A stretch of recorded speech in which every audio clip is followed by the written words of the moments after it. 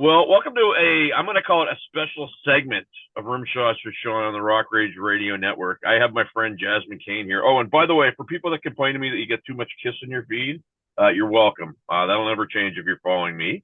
Jasmine, welcome. Thank you so much. Thanks for having me back. I thought after So, that last chaotic trip, you were never going to call me again. no, not at all. You know what? People need to see that stuff. They really do, right? Because it's like Yeah, they don't understand. Like, in my neck of the woods, there's people that play, but they don't necessarily go down the road, right? And you might have right. convinced them to either go out on the road or never go out the road. So that Never. was yeah, right. That was good. That was good. So we talked about that, and then you and I kind of had a conversation, and you had a great idea, which I think we're going to build on, and that's you're a I'm gonna say a shameless self promoter. I've seen all the stuff that you do. You do a lot of things, and you said, well, wouldn't it be neat if maybe I do this on a semi periodical basis to try to help some people, which I think is a Yeah. great idea. So maybe expand on that a little bit. So we talked about a little bit on the last time we were together about networking and working together with other bands. Like there might be something in my area that I've really got on lock, and I've got all the wheels kind of turning for me. Maybe that's something that someone else wants to get into, but maybe they're in a market that I can't get into, and it helps me to be able to network with other people to try to like break into like the Canadian market where you are, something I never do. Maybe there's something happening up there that I could get involved in. Maybe there's something that I can help someone from there get involved in here with the motorcycle circuit. So, it's always just kind of like trying to meet as many people as you can and network as much as you can. It's never wrong to get out there and start shaking hands and figure out what people do and finding out how that works for you or doesn't work for you. And we talked about this before. I don't really know why this is, but for some reason, some people sometimes are very hesitant to share information. I guess it comes from a place where they think that somebody's going to have more success than they are. I mean, that really can all it can be, or they think they're going to be embarrassed by the person that gets it. What's your, I guess, thoughts on that?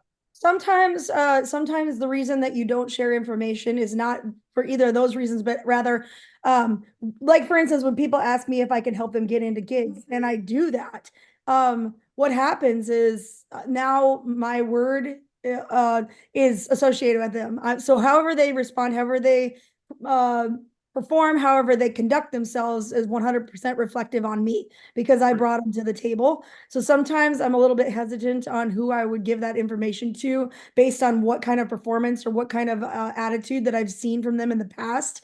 Sometimes that can be a problem. And I've had that as a problem where they just don't show up or they show up late or they do a shit show or they don't fulfill their whole time slot or they argue with people, they're combative and whatever. And so, whatever information I'm giving to them, I'm basically attaching my name to it and signing off saying these guys have my seal of approval to go forward. And if you don't want your seal of approval to be connected to somebody for whatever reasons it might be, that's a reason why people would withhold that information.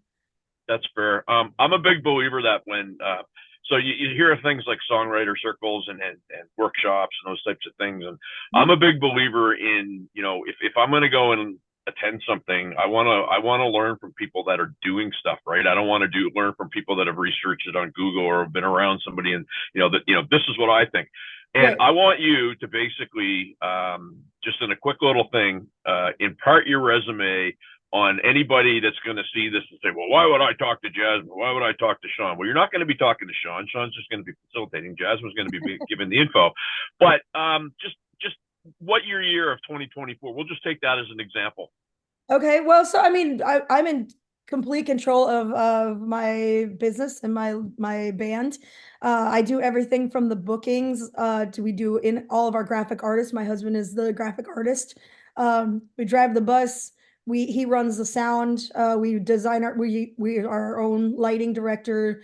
Um, we are constantly creating a new stage production so that we can change it up every year because nobody wants to see the same show year after year after year. And of course, like it's up to me to keep us busy and keep us booked and to find not only those anchors that I always have every year after year and stay in that, but also to expand our current clientele and our current fan base and try to find ways that we can break into new markets and find new people that maybe wouldn't have a chance to see us because they don't go to motorcycle rallies or whatever. So I'm constantly trying to reach new demographics and whatnot. I'm also in charge of everything social media. So I handle all of our social media sites. I handle our website. I handle all of our merchandising. We design our merchandise. We carry it in-house. We stock it here at our house. And I sell it. I'm the merch girl at all the rallies. So there's basically no part of being in a band, running a business as a band that we don't have our hands in or we haven't done for the last 20 years. So when it comes to trying to determine how much you want to spend for your merchandising, how you want to market your band, how you can go about marketing yourself, how you can reach out and find new audiences based on just like buying ads on Facebook or Instagram or TikTok, things that you can do of that nature. We've been involved in all of that since day one. My husband actually ran the Kramer guitar department for Gibson Guitars for 14 years. He's the brand manager there, so he knows everything as far as like, you know, on a budget, trying to market a brand that Right. they give you nothing to do it with. So we call it guerrilla marketing, where you're really like boots on the ground trying to get it done with no budget. And so we both have been doing that our whole lives, and I feel like we have a lot to offer as far as information and ideas to bands that might be starting out that maybe don't really know where to start. It can be very overwhelming. So maybe you've got some questions, you want to get started in something, I can help with that. No, absolutely. And the other thing I'm going to do, and I'm later on tonight, I'm on a show that takes place up here in Canada, and I'm going to talk to the co-host about having you on that because I think a segment like this, Mhm. live, where there can be live and interactive, they do it on Wednesday nights at Oh, cool. yeah, it would be. I'm trying to think. You're an hour behind Ontario, so it'd be 7 o'clock your time, 8 o'clock Okay. Ontario time. We'll gear that up. But anyway, but my point on all that is that this stuff is important. Sometimes people are afraid to ask, and sometimes you'll see it on social media. You get sucked in by the hey, you're trying to build this, spend $99, and you get kind of like a thumbnail or the very corner of a bigger picture, and you don't get the whole thing, right? So that's kind of what we're gonna try to avoid with this segment. Well, and let my errors be your gain, because I've Uh, actually bought into a lot of these things and I've tried a lot of them to see if it had something to offer. And 99% of them, like you just said, don't have anything to offer. It's just a money grab. I've bought into a lot of these different companies in hopes that it had something to offer that I could take and run with, but a lot of the times it doesn't provide you with anything. And I'll be brutally honest about what I found. well, and and it's kind of I got a friend that he likes it to walking across a minefield where he says, would you rather go across the minefield in somebody's footsteps that didn't get killed, or do you want to try it yourself and blow yourself to pieces? And it's a gruesome but very apropos analogy because you can always find somebody that's done what you're trying to do, and you can find out if they're if they're open with information, you can find out how successful they were. Well, yeah, exactly. It's, you know, it's all trial and error. And if somebody's already made that error, you don't need to make that again, you know. Absolutely. What we're going to need too, and we'll give this a little bit of thought. Maybe I'll talk to Jason. I don't know. We're going to need a snappy name for this segment, right? Because it's going to be something we're going to do. Well, we haven't decided how many times we're going to do it. Maybe what we'll do is, I'll take some questions from the audience, and when I get a kind of a consistent one, I'll reach out to you and say, hey, you know what? This seems to be the topic. I think the first topic that it actually I dropped that I was going to be doing this, and it was from women and how to go about successfully marketing yourself as a woman in the music business. I don't know if you want to tackle that now or we want to take that as a bigger segment, but I think that could be a good starting point. I try really hard not to focus on being a woman in the industry, not because I don't think it's important, but here's the thing, like if we're looking to be equal with everybody, we need to treat Right. ourselves as equal as everybody. So the we can't, say that like, oh, it's been harder for me as a woman. I will say that it has been harder for me as a woman, but I don't want to hold that as like a giant neon light above me That's because I fine. don't want to be a victim in this. I want to be like somebody that succeeded. And the only way to be successful in something is to put yourself at the same level as somebody else and just demand the same respect. And that's all it is. they're gonna try to talk to you about certain things that they think are beneath you. And actually, I wrote a song. Our last album, I have a song on there called HBIC, and it's because everybody always, when they come to me, they want to know, okay, so who's in charge of, this project? We need to talk to them about, the arrangements and this and that. And I'm like, that's me. And they're like, no, no, no, we need to talk to like your manager or whoever we can that handles like all the details of everything. I'm like, that's me. And they're like, no, no, no, logistics. Like we need to talk to like somebody really in charge. I'm like, that's me, the HBIC. I'm the head bitch in charge. Like, Yeah, yeah, yeah. talk to me. I got you. Don't worry.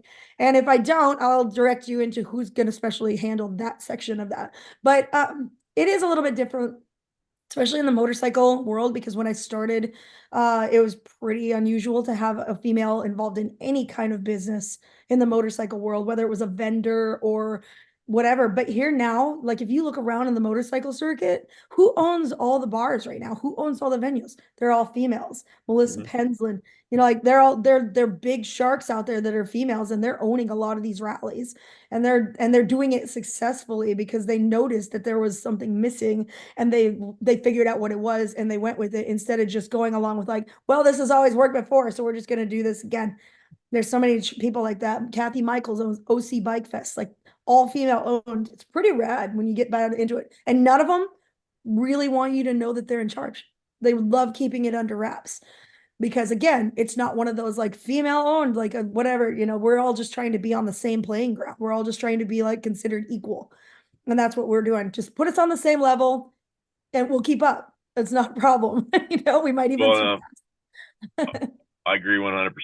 So, so what we're going to do here, ladies and gentlemen, boys and girls, is send me over the next little bit a topic that you want to have Jasmine tackle in terms of marketing yourself to the masses in the music business. You can direct message me, and I'll put the information up when this is ready. And then what I'll do is I will forward what I get to Jasmine, and she can get back to me and just say, hey, let's tackle this one, tackle that one. And therefore, there will be no interference by me. You'll 100% have the say in what you want to do, because that's how I like to roll. And we'll go from there. I have a feeling too that a lot of the same questions are going to come up. So, Yep. a lot of times people have a lot of the same questions, and so I feel like when we get everybody's feedback, we're going to have an obvious set of beginner questions that we really need to tackle and get everybody up to speed on. Well, I will tell you, I like to say the only question, the only dumb question asked is the one that isn't asked, or the only dumb question is the one that isn't asked, until I got on an interview with somebody that was myself and somebody else, and it was with Rudy Sarzo. And the question was, you played with Randy Rhoads. That was the question, right? That's a Like, question. Sounds like a oh, statement. yeah, that's like Chris Farley interviews Paul McCartney on Saturday Night Live stuff, right? So anyway, all Oh, right, that Miss Cain. So we're gonna get to work on this. I'm gonna have Jason work his magic and get this up on Barstools. And hey guys, like we said, send what you're looking for. I will forward it to Jasmine, and then we'll do a segment really soon. Yeah, I'm happy to help, And guys. where are you this weekend? Uh, I'm actually home. I'm hosting my annual party. I do this once a year, and it's called Cain Stock. Nice. And this started during COVID because we weren't allowed to gather, and we couldn't do shows and whatnot. And we had a lot of our friends that were, home alone. They're single. They don't have anybody at home. Um, and it was just depression was really setting in with a lot of people, and just that need to get out and see people or travel or whatever. And Nashville finally allowed for us to be able to gather in groups of like 8 to 10 or something of that nature. Yeah, And yeah. so because we didn't want to be in close proximity, we all rode motorcycles. So I'm like, what if we just all got together and we ride motorcycles by day, and then we grill out outside and we fire pit it where we're all outside. And I had just gotten married the same like 2 weeks before COVID shut the whole country down. So I Nice. had like all these picnic tables and things that we had that we built for our wedding. And I just set them out there so everybody's kind of got their own picnic table, and they can kind of set up shop and have their own, section where they got their own drinks and their own whatever. And but we were able to get together and hang and see people and whatever. And we called it Cane Stock. That was the first year. And this is the fifth year. We took 1 year off last year, but because we had a lot of people that were just handling some personal things and whatnot. But it started out a very small party, and then we would start opening it up to the masses on the weekend, like on the Saturday night. Come over to my house, BYOB. I'm gonna do an acoustic show out here. There's the fire pits rocking. We got like the grill going, whatever, grab whatever. And it started to grow. And the last time we did it was like a couple hundred people that just showed up at my house. There was Wow. like, yeah, a couple hundred people here. And I was like, holy shit, I can't keep up with this many people. So it got a little out of control. I put signs up on the door like roses are red, violets are blue, shut the fucking door because nobody can shut the fucking door. There's mosquitoes and bugs everywhere. I was like, dudes. And they wouldn't shut the door, they wouldn't stay out of the house and stuff like that. So I was like, hey, this year we're gonna switch it up a little bit. We're going over to Yazoo Brewing Company here in Nashville. We're gonna take our Saturday night party over there and do it at their place. So and they don't care if we shut the fucking door, so it'll be cool. Nice. Nice. Well, have fun with that. If I was in Nashville, I know I'd be hanging out there on the weekend, so that'll be Yeah, awesome. yeah, it's All gonna be right, fun. kids. So get the info in. We'll get it to Jasmine. We'll get this started really soon. All right. Can't wait to see Offer. what you guys got to say.